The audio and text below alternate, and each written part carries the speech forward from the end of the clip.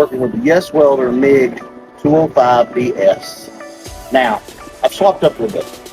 Everybody always shows how MIG welds and everything else. So, I'm going to show it stick weld. You can also do lift TIG and you can do MIG. I'm going to pretty much try them all eventually. Right this minute I only have the stick stuff and I have the MIG gun. Weld stuff.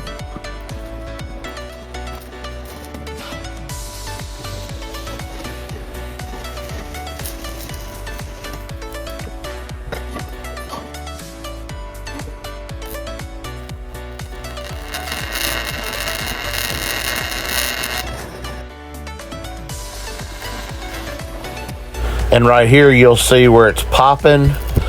That's because it's adjusting itself after I change the amperage. Now it'll change the wire speed itself and adjust to my welding.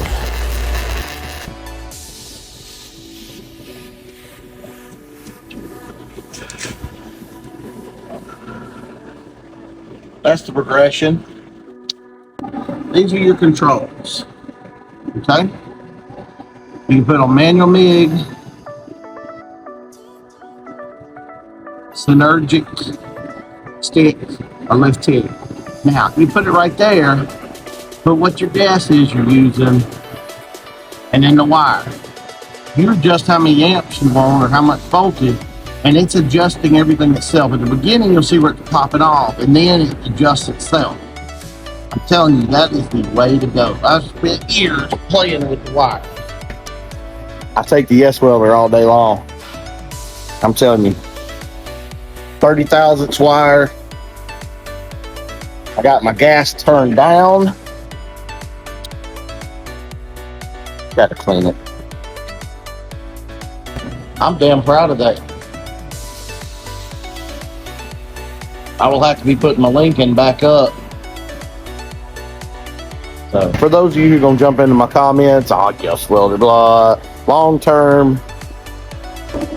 I've been using this plasma cutter for 3 years now. My wife cuts with it, I cut with it. I've cut way thicker metal than this with it, and it does a great job. So I'm gonna tell you right now, I gotta stick behind them on this, and I'm damn impressed with their customer service. So, well, y'all have a good one.